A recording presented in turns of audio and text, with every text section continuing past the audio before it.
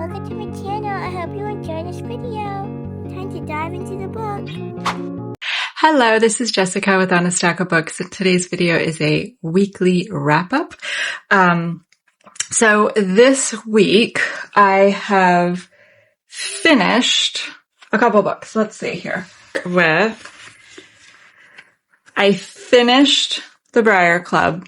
This was amazing. This was a 5-star for me. It had all of the things that I like in a book. It was just fascinating characters. I love historical fiction. But the way that the story was told, I just loved how we got to know the characters. I loved the element of food that they would share as a little community in the house, and how they helped each other. There was a lot of twists and turns, and there was some big things that happened that, it just really kept my interest. It was a really good, and I did go back and forth between audio and the physical book, and so it was great. So I finished this. And then I started Cloud Cuckoo Land. It started good. It started off very interesting, and it took a little turn that I was not predicting. And it starts off with this very cute sort of where a teacher or a librarian is setting up this area to do a play based on a story, and the kids are all super excited. And then this other character is introduced, and it takes a very serious turn. But then after that, I just feel like it bit-bopped between all these different characters, and I don't know, time, like past, present, story, I couldn't tell. So got a little frustrated, and I was like, okay, well, maybe I can listen to an audiobook. And right now with Libby, they don't have a copy. I'm going to look in other areas, because maybe I can listen to it. I'm struggling. I got to page 133, and I don't know what's happening. I don't know what's going on. So I put it down because I was frustrated. And I did pick up Crazy Rich Asian. This is, this is for Follow the Yellow Book Road. This is for my jewel on the cover. So this does satisfy, oh gosh, I can't remember which one. I have to go back. I'll find it and I'll put it on there, which booktuber and which person on the Yellow Book Road. But so I'm listening to this as an audiobook, and in the beginning I was just like, okay, it's a lot of gossip. It's a lot of the rich and famous and what they're buying and the status and all this kind of stuff. And it was just, I think if I was reading it, I may have lost interest. The audiobook, I could be doing other things, and so I'm listening to it, and I was like, this isn't what I expected. But then you start to get to know the characters more, and you start to kind of get the whole family dynamics and what's happening. And so there's the main character who, and I say main character, but she's really not. There's a lot of big characters. And so the main character, she's dating a guy, and she's going home to spend the summer with his family. This is the first time she's going to be meeting them. And she doesn't really know anything about them. And she definitely doesn't know that they are ridiculously filthy rich. He's very down to earth, and he has not shared this information with her. And so she's going to go meet them and experience that. And then there's a lot of other, like I said, big characters and their relationships and the family dynamic. So now that I'm further into it, I'm enjoying it. But at first I was like, not loving it, but I'm liking it better now. And I'm in like section 2, which I tried to look back through the book. I'd have to see what percentage. I don't think I'm at 50% yet of the story. So in the audiobook, that's about where I am. And then this one also satisfies for Yellow Book Road. This one is about hope. And so again, I will look back. I did not write those notes in preparation for this to see which booktuber channel was associated with that one. But the prompt was a book that, you know, gives hope or is about hope. So this is that one. So 2 so far for Yellow Book Road. 3, actually, because Briar Club was also. So I'll get those up there. And because I was struggling with Cloud Cuckoo Land, I sort of just jumped ship for a little bit and I picked up Twisted Love. This is by Anna Huang, and I got this in one of my Lori book hauls, and I was hesitant about reading it or keeping it because one of the reviews said that it was like an abusive relationship. And I don't like to read about that. When I started reading it, my take on it is more that it was 2 adults that enjoyed a particular kind of sexual relationship, and they really liked it.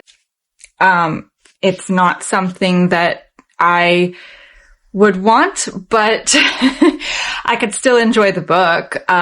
It was fine. I didn't think it was an abusive relationship. I thought that they were 2 adults, and that was, you know, it was the ups and downs of a relationship. And there was some childhood trauma, and there was some things dealt with, and there was, you know, so I thought it was good. It's book 1. There's 2 other ones. You know, would I seek the other ones out? Maybe. I don't know if I find them, you know, but so I thought it was good. I enjoyed it. I read it in like 2 days. So these types of books for me, the romance, they're quick and easy reads. So sometimes I just want something that's like quick and easy. Like if I'm struggling with something and I feel like I'm slogging, then sort of, yeah. So I call it like my guilty pleasure, but yeah, they're enjoyable. So I read that one. Then, because I was sort of on a romance kick, I picked this off of my shelf, and it is War. And this is book 4. No, it's book 2. I'm sorry. There are 4 books in this series, and it is about the 4 horsemen, of the apocalypse. And it's, you know, it's a standalone, and they're standalone, but they all go together. So he's War.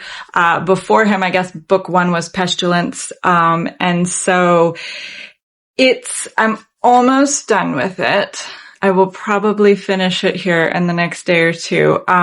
What's interesting about it is that he is the embodiment of the war in men's hearts. And so it is his mission and given by God to go and kill.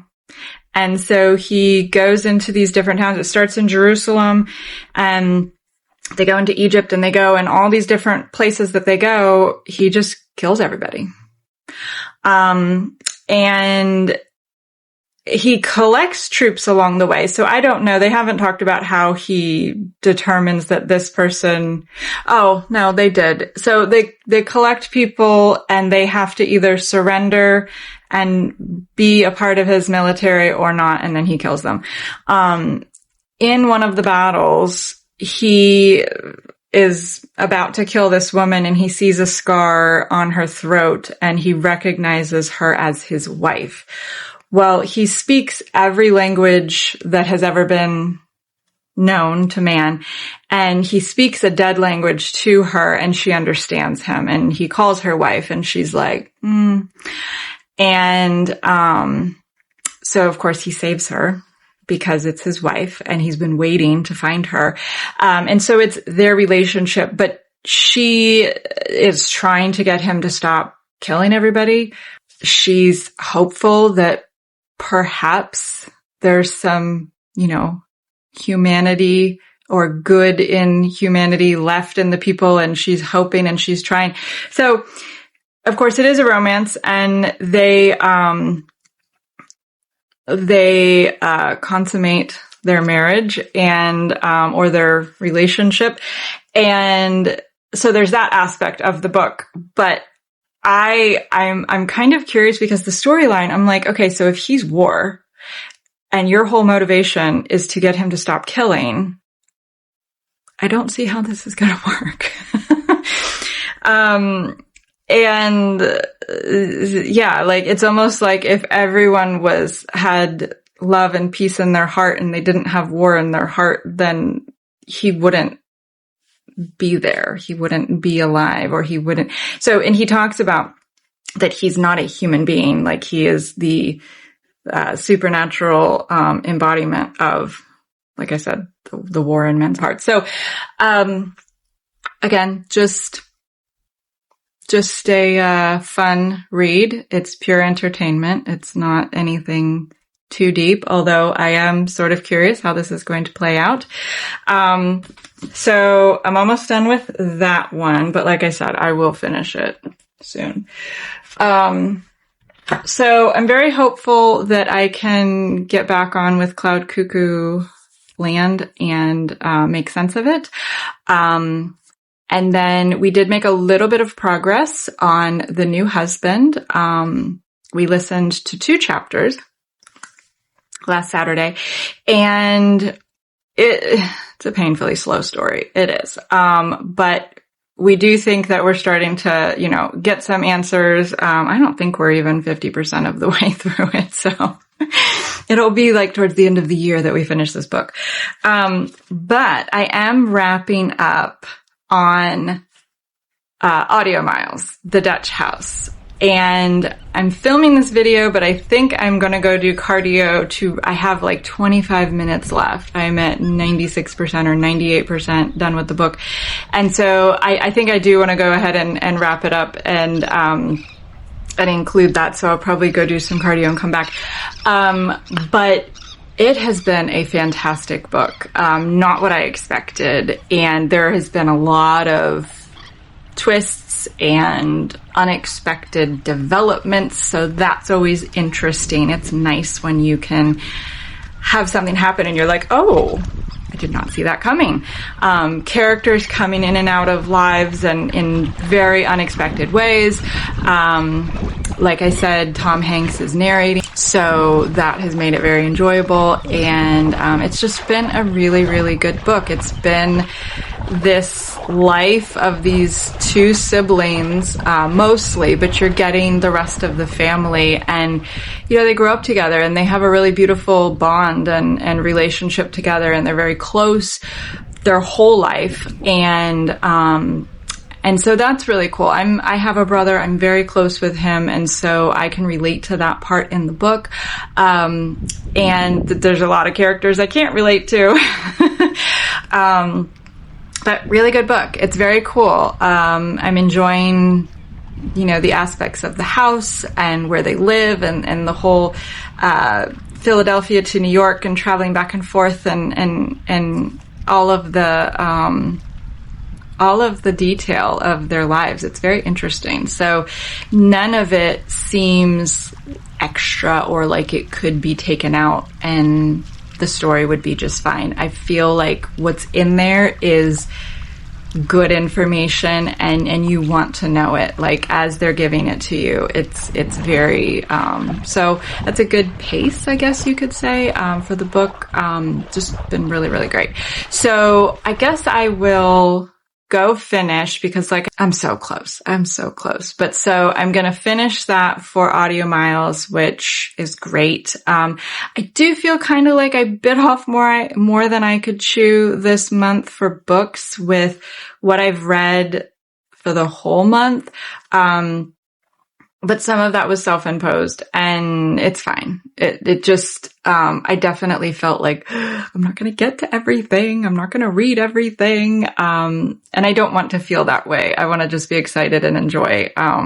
But it's, I've read a lot. So between the audiobooks and the physical books, I've definitely gotten a lot, read and so far it's all been really, really good. I think only the Cloud Cuckoo Land was so far a disappointment. So I'm going to keep trying. I'm going to keep going because once I finish War, I'm going to go and try to finish that one. So, yeah. So I'll be right back. Okay, so I finished it and that was amazing. I actually cried. I was on the elliptical, and it was a perfect ending. I loved the book. I loved the ending. It's not what I expected, but it was just perfect. I loved it.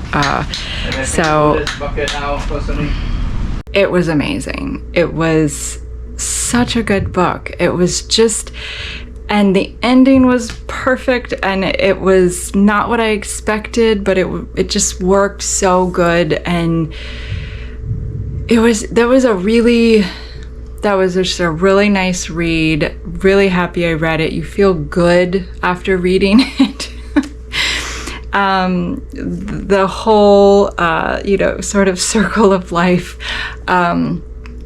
But the house is such a big part of the story, part of their family, and in a beautiful way. And I really, really enjoyed that. That was a very good book. Oh, you know what I don't have? Hold on. My cumulative miles for the Dutch house is 30.6.